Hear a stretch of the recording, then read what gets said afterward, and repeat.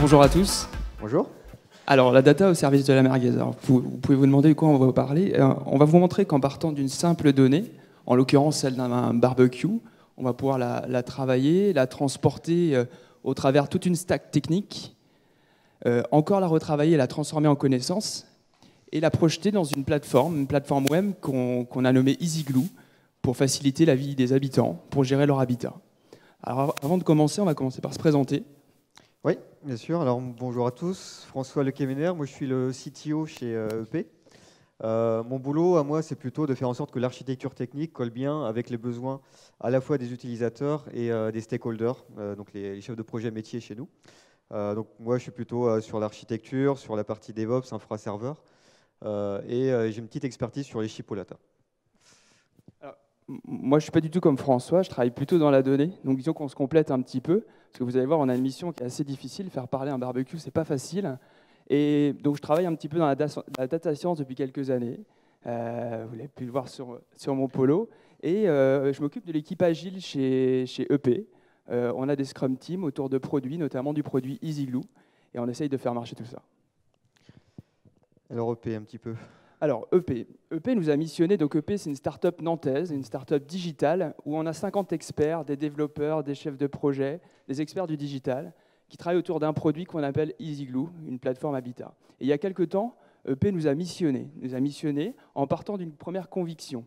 La conviction est la suivante. Donc, un habitant informé et libre créera plus de valeur qu'un habitant désinformé et captif. À partir de là, vous allez me dire, ce n'est pas forcément très, très clair, mais la mission est la suivante. Comment créer la première communauté habitant-habitat? Et donc, pour créer cette communauté, nous, on a créé une plateforme qu'on a nommée EasyGlue.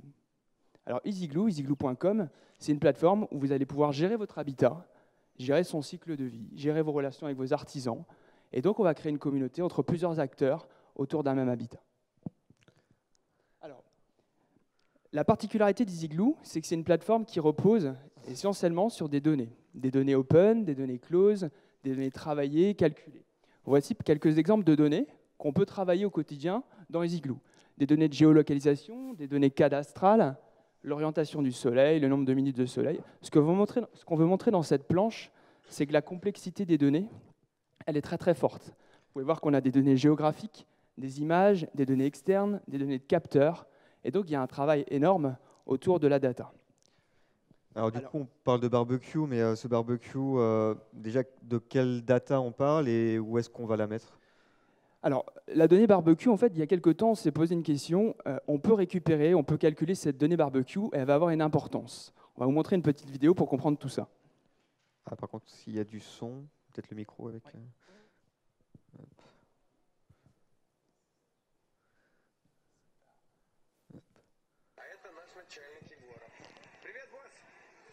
Alors c'est des Russes.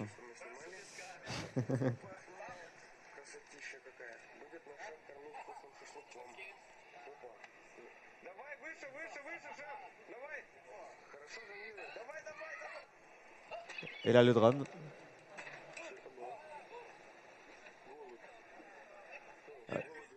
Des images difficiles à soutenir pour les amis véganes. Petit tabardé pour nos amis russes. Donc on voit que notre problématique va donc être la suivante. Il est important de bien positionner son barbecue dans sa parcelle, à côté de sa maison. Alors comment? Pour le positionner, le barbecue, on est parti de quelques règles de bon sens. On va pouvoir le placer sur votre maison en exécutant un premier algorithme. Alors à quoi on a pensé? Partons d'une parcelle de 500 mètres carrés, celle de votre maison. Sur cette maison, on va positionner cette maison sur votre parcelle de 90 mètres carrés, et ensuite on va appliquer quelques règles très très simples. On ne va pas poser le barbecue trop près de l'extérieur de notre parcelle. On ne va pas le poser non plus trop près de notre maison. On ne sait jamais, les fumées, ça peut gêner. Et donc, il va nous rester ici un carré sur lequel on va pouvoir positionner le barbecue. Et si on introduit quelques contraintes, la maison, l'orientation du soleil ou l'orientation, ou en tout cas le sud par rapport à la maison, et enfin la position de la télé. En effet, vous pourriez être intéressé de regarder l'Euro en faisant votre barbecue. Et donc, il nous reste une place pour positionner ce barbecue qui pourrait être là. Donc, ça veut dire qu'avec un algorithme très simpliste, on sait positionner a priori le barbecue sur une parcelle. Vous allez me dire, c'est peut-être pas la position réelle, mais c'est déjà une première proposition. Alors, la data position du barbecue, elle est assez intéressante pour l'utilisateur. On va pouvoir la remonter et puis l'afficher sur le front. Par contre, les chefs de projet métier, les stakeholders, nous demandent quand même un petit peu plus, histoire d'avoir un peu plus d'informations pour pouvoir traiter en direct avec notamment les utilisateurs qui pourraient nous appeler. Ouais, c'est souvent l'avantage et le problème dans les startups ou dans les entreprises agiles. On part d'une première question qui est la position du barbecue, et puis on se rend compte en fait que nos métiers veulent beaucoup plus de choses. On va le voir sur la planche suivante. Donc la position nous intéresse, mais ensuite notre product owner il va nous challenger sur quel est le type du barbecue, est-ce qu'il est mobile ou pas, quelle est sa marque et quelle est son ancienneté. Et donc on voit que toutes les semaines le besoin peut évoluer. Il faut bien qu'on ait ça en tête, parce que c'est-à-dire que si on est sur une base de données figée, forcément si on a du mal à faire évoluer dynamiquement les colonnes de notre base, ça va devenir compliqué. Alors, là on va faire la petite planche Big Data, comme beaucoup de gens font, la fameuse règle des 3 V. On voit là que dans notre domaine, en fait, on répond totalement au fameux 3 V. La vélocité, beaucoup de personnes vont regarder où est positionné le barbecue, l'habitant, le pro, l'agence immobilière. Ensuite, le volume, je ne sais pas si vous le saviez, mais en France, il y a 11 millions de barbecues. Donc si vous positionnez ces 11 millions de barbecues dans les 35 millions de logements français, ça commence à faire un petit peu de données. Et enfin, la variété, on vous l'a déjà montré tout à l'heure, on manipule beaucoup de données différentes, géographiques, capteurs, des documents, donc c'est complexe. Ok, alors on a une data, on a une position, on a une marque, ce genre d'informations. Moi, ça tombe bien, j'ai une petite base MySQL qui traîne sur un serveur, on met ça là-dessus, non? Non, par rapport à ce qu'on s'est dit tout à l'heure, le schéma de données va faire que d'évoluer. Donc on a regardé un petit peu les bases de données qui se présentaient à nous sur le marché. Cela ne vise pas à être exhaustif, mais on a vu qu'il y avait des bases de données orientées documents. Vous en connaissez certainement certaines, et c'est des bases de données orientées clés-valeurs, avec des formats de données, par exemple JSON. Le deuxième amas de produits qu'on a vu, c'est des bases de données clés-valeurs et des bases de données colonnes. Et enfin, des bases de données orientées graphes. Et en analysant un petit peu ces bases de données, on en a retenu 2. Les bases de données orientées documents et les bases de données orientées colonnes. Pourquoi? Parce que, comme je vous l'ai dit tout à l'heure, imaginez que toutes les semaines, on veuille stocker davantage d'infos sur le barbecue, pourquoi pas sur l'abri de jardin, pourquoi pas sur le salon de jardin. Notre schéma ne va faire que d'évoluer, que ce soit en termes de variables, que ce soit en termes de volume. Donc il a été hyper important de s'intéresser à ces bases de données NoSQL. Alors, jusqu'ici, par contre, je vais avoir besoin de ton aide, François, parce que moi, je reste très limité à ça, je reste très limité à la data. Je ne sais pas faire le bon choix. Il va dépendre pas seulement que du business et pas seulement que de la data. Ouais, exactement. C'est là où moi je rentre un petit peu dans la danse. C'est effectivement, on a parlé data, technologie stockage, mais il ne faut quand même pas oublier qu'on est dans un contexte, Thomas. On est chez EP, on est dans une start-up, voilà, on est en méthode Scrum, c'est agile. On va bouger constamment. Aujourd'hui, tu me demandes de faire du barbecue, demain c'est du nain de jardin connecté ou quoi que ce soit. Donc, nous, on s'est dit, au final, on a une techno de base de données, mais il y a aussi une architecture derrière tout ça. Et nous, on a opté plutôt pour l'architecture microservices. Alors, microservices, déjà, est-ce qu'il y en a dans la salle qui ont déjà manipulé des archi-microservices ou qui savent à peu près ce que c'est? Est-ce que vous pouvez lever la main? Ok, pas forcément tout le monde. Alors, du coup, en quelques mots, une archi-microservice, qu'est-ce que c'est? C'est un découpage fonctionnel d'une application en petites applications qui sont autonomes, indépendantes et qui sont légères et donc faciles à livrer, à déployer. Alors pourquoi les microservices servent pour l'agilité de l'entreprise? On parle de 2 types d'agilité, agilité technique. Notamment, je vais être capable d'instancier plein de microservices différents, notamment pour absorber une charge, un pic de charge donné. Nous, par exemple, on est passé sur TF1 il y a quelques semaines. Sur le 20h, on s'attendait du coup à avoir beaucoup de charges. L'archi-microservice nous a permis justement de choisir les microservices sur lesquels on devait se caler et du coup d'en rajouter pas mal. Côté technologie, chez nous, on joue avec du Java, du PHP, du .NET. On pourrait faire du Python. Enfin, il y a pas mal de technos en fait, qu'on peut utiliser qui sont hétérogènes, mais qui fonctionnent très bien ensemble dans une archi-microservice. Il faut juste faire attention à la couche communication, à ce que ce soit bien homogène côté communication. Côté déploiement, j'en ai parlé, ça va être facile à déployer puisque c'est léger. Il faut aussi que ce soit industrialisé par contre, en mettant en place tous les process automatisés qui nous permettent de déployer tout ça. Donc là, techniquement, on est agile, ça, c'est pas un souci. Mais en fait, la vraie force des microservices, c'est d'être agile au niveau business. J'ai parlé de start-up, j'ai parlé de nouveaux business. Typiquement, la réutilisabilité, par exemple, du barbecue, ça va nous permettre, à un moment donné, pourquoi pas, d'enrichir EasyGlue. Mais si on se rend compte que le business prend vraiment sur le barbecue, ça peut être intéressant peut-être de créer une application à part entière et on va réutiliser ce microservice pour d'autres business. On a un chef de projet barbecue qui a été nommé chez EP. Ce chef de projet, du coup, on va être aligné avec l'organisation puisqu'il va être chef de son microservice. Et du coup, ce microservice va pouvoir évoluer en fonction des demandes de ce product owner. On a un côté économique assez intéressant sur la dette technique en fait. On connaît tous une grosse application monolithique qui a évolué au fur et à mesure des évolutions, des bugs, des TMA. On a souvent une dette technique qui augmente et en fait, les microservices vont nous permettre de contenir la dette technique dans un périmètre bien restreint. On ne va pas l'annuler, mais par contre, on va réussir à la contenir, ce qui fait que quand on va remplacer le microservice, ça va annuler cette dette technique à ce moment-là. Donc on a pas mal c'est intéressant ce que tu nous dis. Bon, on Ouais, a vu qu'il y avait davantage, un tiers de la salle à peu près qui connaissait les microservices. Moi, je ne les connaissais pas. Et dans mes précédentes expériences, j'ai fait du SOA. Donc j'ai l'impression qu'on fait du SOA là, donc on n'est pas innovant chez EP alors. Ouais, c'est vrai, SOA, c'est assez vieux. Hein. Les plus vieux de la salle peut-être ont déjà manipulé ce type de techno. Et ça existe encore, hein, c'est pas un problème. Ça vient en fait des mêmes objectifs. Le but, c'est de faire du couplage faible et à cohérence forte, de réutilisabilité. Donc ça, on est mis sur les mêmes principes à la base. Mais par contre, le SOA, on s'est rendu compte qu'au final, ça a été souvent pris par des gros industriels.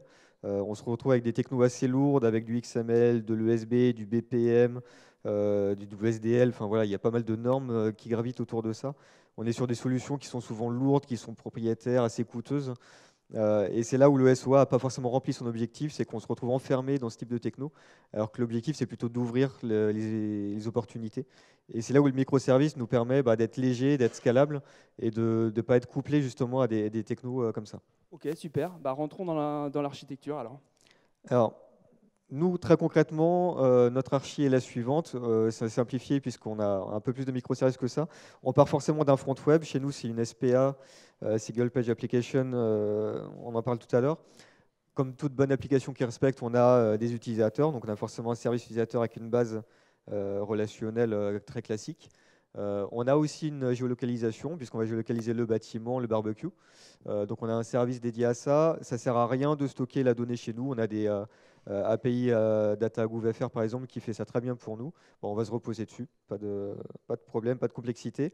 On a un service Habitat du coup qui va aller stocker toutes les données liées à l'habitat. Là pour le coup on va se baser sur la base qu'on cherche justement la techno. Et là du coup Thomas, j'ai envie de te poser une question. Le barbecue, est-ce qu'on y croit vraiment? Est-ce que c'est un business qui va vraiment prendre? Je ne sais pas quel est le cours de la saucisse à Francfort, par exemple, ce genre de choses. Ouais, je pense que le barbecue, c'est pas juste une blague, je pense que c'est une question d'avenir. Nous, on y croit énormément, c'est pour ça qu'on a recruté un chef de projet barbecue, je peux vous dire qu'on a eu du mal à le trouver. Ce qui est important, c'est que le barbecue, demain, va devenir une vraie BU chez EP, donc il y a une certaine importance du point de vue business. Ok, alors là, en termes d'archi, on avait le choix. Soit on se rajoutait dans le service Habitat une petite verrue pour gérer le barbecue, mais là, vu qu'on croit dans le business, on se dit qu'il y a vraiment quelque chose à faire. Banco, on crée un service barbecue et qui va se baser en l'occurrence sur la même base de données NoSQL. Ok, donc tous les éclaircissements que tu nous apportes là, François, si on revient à la question de tout à l'heure, sur les bases de données NoSQL, les bases de données orientées documents, les bases de données orientées colonnes, le choix est beaucoup plus facile à faire. On a fait un choix, on pourra vous le justifier tout à l'heure, ce choix c'est MongoDB. On a décidé d'être sur des bases de données orientées documents pour 6 raisons. Il en existe certainement beaucoup d'autres, mais voilà les 6 qui nous tiennent à cœur. Bon, déjà, c'est une technologie Big Data, SQL, on peut en parler, c'est marketing, etc. C'est hyper intéressant, on peut aller dans la presse. Alors, c'est surtout scalable horizontalement. Comme l'a dit François tout à l'heure, on va pouvoir faire de l'auto-sharding. C'est-à-dire que nos données barbecue, si demain on gère 25 données sur notre barbecue, on pourrait très bien envisager de les distribuer sur différents serveurs, sur différentes instances. Il y a des fonctionnalités natives, hyper intéressantes et pas forcément complexes à implémenter.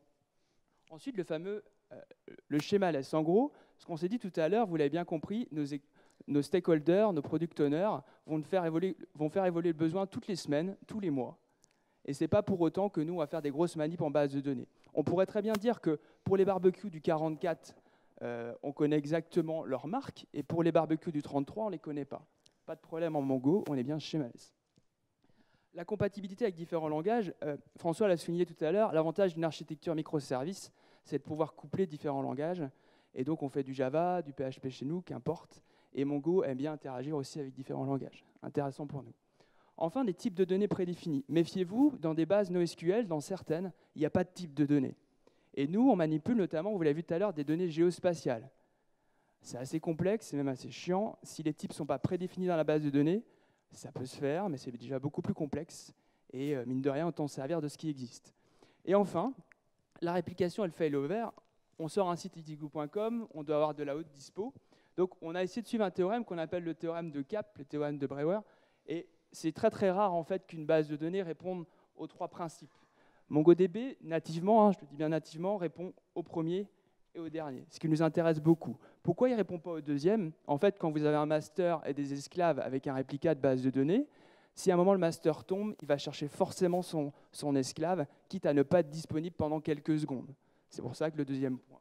Nous, ce qui nous va très très bien pour EasyGlue.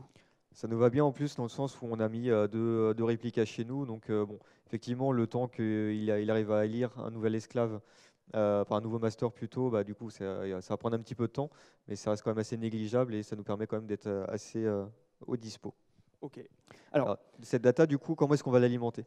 Alors, la difficulté pour nous, c'est que les bases NoSQL qu'on embarque sur un site web, alors on peut via une application les alimenter, et l'utilisateur pourrait dire mon barbecue est là, mais nous on veut les initialiser. On veut positionner tous les barbecues de France. Et donc on a créé une usine à data. On part en fait alors ce qu'on peut avec habit de langage nommer un data lake relationnel, où on vient baigner toutes les données qui peuvent nous intéresser. De la maison, de la météo, du cadastre, notre barbecue, les habitants, et puis des données géographiques sur le quartier, mon voisinage, où sont les barbecues de mes voisins. Ça peut m'intéresser. À partir de là, on transforme tout ça en connaissances.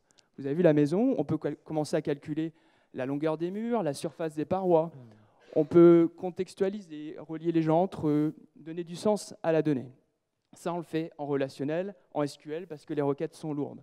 On passe après dans un SAS, parce que la difficulté, c'est quand vous passez d'une base relationnelle à une base NoSQL, vous êtes quand même dans des formats très très différents. Et donc là, on a développé ce qu'on appelle donc une DLL pour envoyer ça vers MongoDB, vers notre HDC. Tu vas mettre le dernier. Donc, on se rend compte qu'entre le premier et le dernier, on part d'une donnée ici très très brute, on la transforme en connaissance, on la met dans un SAS d'entrée, et ensuite, chaque document dans MongoDB au sein de chaque collection va avoir du sens. Là, on voit en l'occurrence que les habitants sont autour de leur barbecue, dans leur maison. On est bien au sein d'un document MongoDB. Et ça a du sens. Et exécuter cette chaîne-là, on n'est pas obligé de le faire en temps réel parce qu'on est bien là pour initialiser les données. Tu as parlé de HDC du coup, qu'est-ce que ça veut dire exactement? Qu'est-ce que c'est? Le HDC chez nous, c'est le Home Data Center. Donc c'est la base de données Big Data pour gérer l'habitat, dans laquelle le service habitat et le service barbecue vont venir écrire et lire des choses. Et on voit qu'on est... Et 11 millions de barbecues, c'est une chose, mais imaginez au sein d'une même base de données, 11 millions de barbecues, 35 millions de logements, avec les calasses, les parcelles et bien d'autres encore. On va avoir des habitants, 66 millions en France.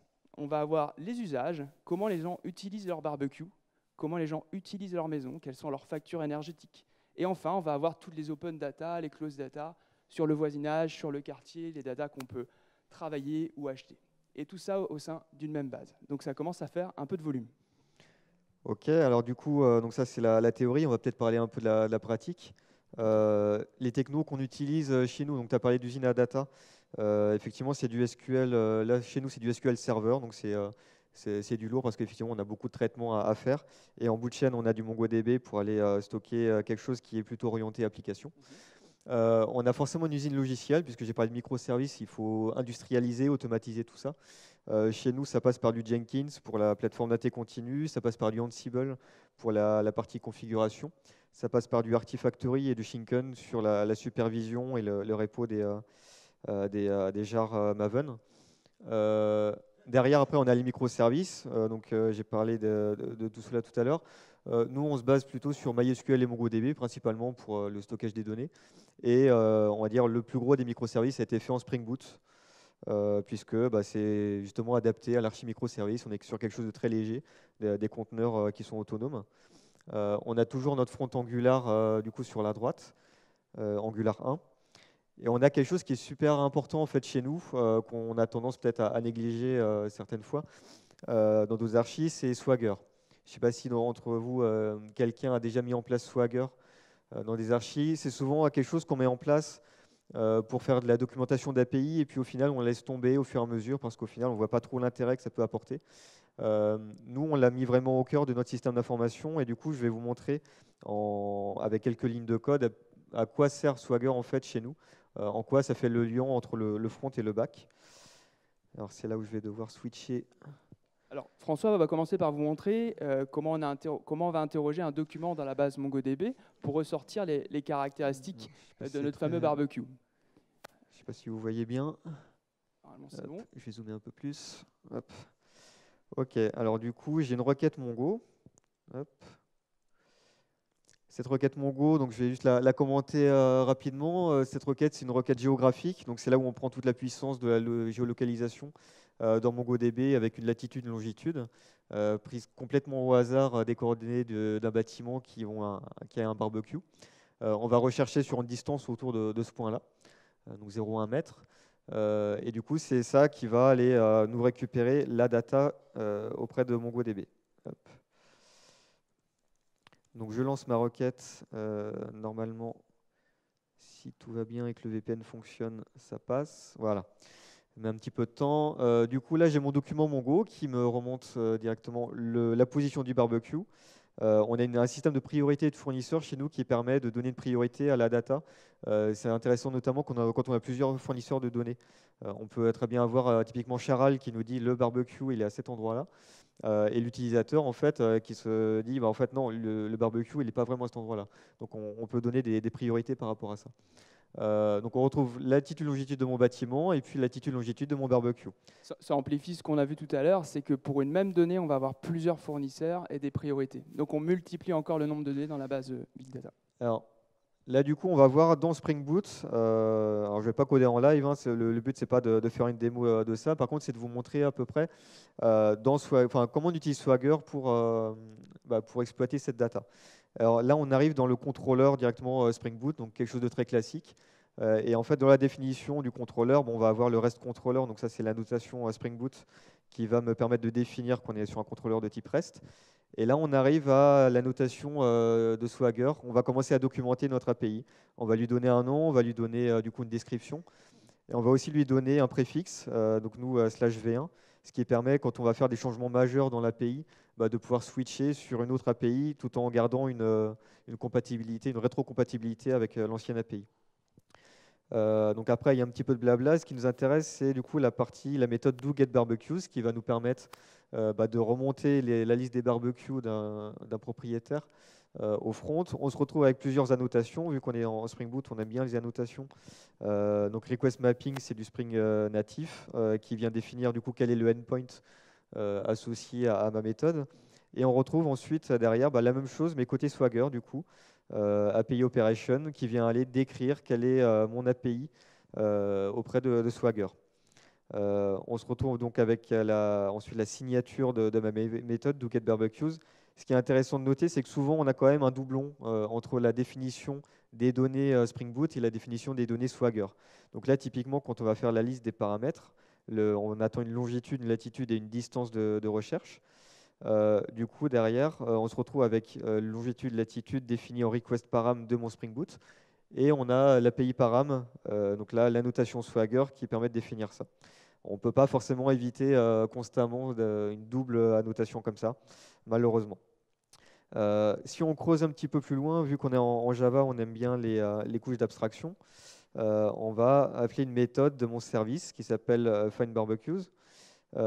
Cette méthode-là, du coup, en fait, c'est vraiment une couche d'abstraction pure et dure, puisque derrière, elle va envoyer, elle va pousser une méthode directement à mon barbecue repository. Donc une autre couche d'abstraction qui, au final, derrière, là, on est en bout de chaîne. Ce qui nous intéresse ici, c'est le find by Centroid bâtiment NIR.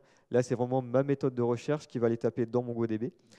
Et cette méthode, en fait, c'est l'introspection. C'est directement mon Mongo repository qui va aller directement découper ce nom de méthode pour aller faire la recherche directement dans la base Mongo. Donc, je n'ai pas de requête à écrire en dur.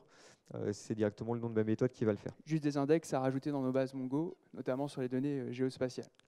Exactement. Alors, du coup, Swagger, on en a parlé. À quoi ça ressemble? Du coup, c'est un gros JSON qui est auto-généré directement par ce qu'on vient d'écrire dans les annotations. Donc, ce gros JSON, en général, il est assez volumineux. Là, on est juste sur une liste de barbecue. Quand on est sur une liste de bâtiments, on a beaucoup plus de propriétés, donc ça peut être quelque chose d'assez lourd. Ce qui est intéressant, c'est que tout est décrit dedans. On retrouve tous les endpoints. Donc là, typiquement, j'ai mon doGet barbecue using get, qui attend une longitude, une latitude et une max distance. Et derrière, après, je vais avoir la définition de qu'est-ce qu'une longitude, qu'est-ce qu'une latitude, qu'est-ce qu'une distance maximum. Donc c'est auto-décrit en fait. Jusqu'ici, c'est bien, on a fait du JSON, mais au final, à quoi ça va nous servir? Première application, on va réussir à générer un petit front. Donc là, c'est typiquement du Swagger classique, ce qui appelle Swagger UI, qui permet de générer une application via une application Angular, directement un front qui me permet d'aller consommer mon API donc d'auto-générer un formulaire en fait. Et là, on se retrouve carrément avec la documentation de mon API. Donc ça, c'est déjà quelque chose que je vais pouvoir ouvrir, pouvoir proposer, je sais pas, un industriel du barbecue, par exemple, si ça peut l'intéresser. S'il veut cette information-là, je peux lui donner via une API comme ça. Ouais, donc très utile pour les API internes à l'entreprise, pour les API externes, et aussi très utile pour la recette. Pour recetter notre développement, vous pouvez mettre ça dans la main de plusieurs personnes pour voir si ce qui rentre et ce qui sort de nos services sont cohérents. Alors, la grosse force de Swagger, c'est quand même d'aller auto-générer du code. Donc, on va en profiter pour aller générer du code directement Angular. Hop. Donc là, je switch sur Angular. Donc, nous, on a écrit une petite classe qui s'appelle Angular Generator, qui a pour but, hop, on se retrouve ici avec Swagger qui vient aller parser directement l'aspect JSON que je viens de télécharger de mon service barbecue. Donc là, je récupère juste le JSON. Je déclare des templates qui vont aller définir des templates de classe Angular qui vont aller récupérer l'aspect Swagger. Et derrière, j'utilise ce qu'on appelle Swagger CodeGen. C'est une librairie Swagger, hein, c'est Swagger qui fournit ça. Et il le fait en JavaScript, en PHP, en .NET, un petit peu tous les langages, et qui va aller générer mon code de classe Angular. Donc on va aller exécuter directement ce script-là. Donc il m'a généré une classe dans build BBQ client. Voilà. Et là, du coup, je vais retrouver, alors c'est une grosse classe JavaScript qui est assez énorme, mais qui derrière va aller écrire toutes les méthodes qui vont pouvoir consommer en Ajax mon service barbecue avec les bons paramètres. Donc là, derrière, j'ai la longitude, j'ai la latitude, j'ai la max distance. Donc ça, on reprend cette classe client, on l'injecte directement dans notre application Angular. On se fait la directive qui va bien, on se fait le bon contrôleur, le bon service, et là, on est capable directement de se brancher sur le microservice barbecue. Ok. Donc là, on vient de transporter notre barbecue dans une grosse partie de la stack technique. On va pouvoir basculer un peu sur le front, alors voir un petit peu ce que ça montre sur. Donc là, on arrive sur EasyGlue, easyglue.com.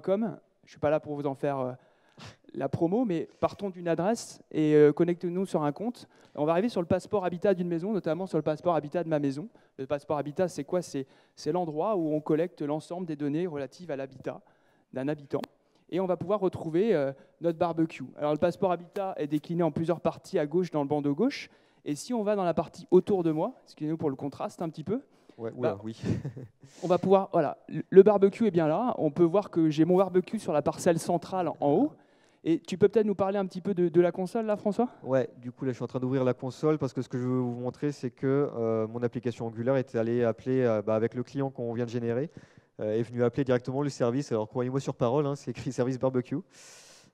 Et derrière, on peut aller voir la liste des barbecues qui ont été récupérés directement dans MongoDB. Donc là, c'est le JSON en fait que le microservice vient de me donner. Donc là, tu as récupéré mon barbecue et le barbecue de mes voisins avec leur position a priori. Exactement. Ok, si on passe un petit peu à la carte, on voit que ma parcelle est au centre, je vois le barbecue de mes voisins. La position a priori n'a pas l'air mal, à moins qu'il y ait une piscine ou un potager. Et bon, ça, on essaiera de se perfectionner dans le temps. Moi, ce que je voudrais te demander, c'est que, aujourd'hui, il fait très beau, donc on va faire chauffer le barbecue, on va sortir les merguez, comme le conseil le montre. Mais moi, si je veux changer la position de mon barbecue, si je veux venir enrichir la data, est-ce que je peux le faire dans EasyGlue? On peut quand tu auras du réseau. Alors, on va récupérer le réseau. Alors, l'objectif, c'est de se dire, tout à l'heure, on a envoyé des données a priori sur le barbecue.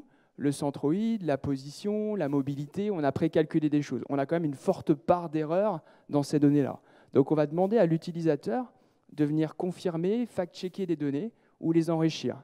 Imaginez que vous puissiez bouger votre barbecue, que vous puissiez dire non, non, c'est bien un de marque Weber et c'est bien un barbecue mobile à gaz. Alors on va voir si on peut récupérer Ça va être un petit peu dur sans réseau par contre. notre réseau. Si Ça va venir. on chope le Web Today. Donc, si je vous fais une petite aparté sur EasyGlue en attendant qu'on récupère le réseau. EasyGlue, comme vous allez pouvoir le voir, vous êtes déjà connecté pour certains d'entre vous que je vois sur des téléphones, mais sur easyglue.com, vous allez pouvoir vous rattacher à votre habitat en tant qu'habitant et venir, en tout cas, entretenir votre habitat, renseigner vos données, vous mettre en relation avec des artisans pour faire des travaux, pour gérer votre facture énergie, pour faire pas mal de choses autour de votre maison.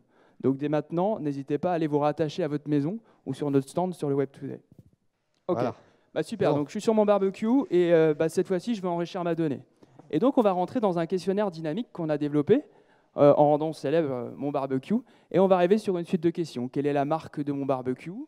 Bon, là, c'est un... C'est un quoi du coup? Ouais, c'est un Weber. Weber, ok. Bonne marque. C'est un Weber. Ensuite, on va nous demander, il est mobile, mon Weber. Il est mobile.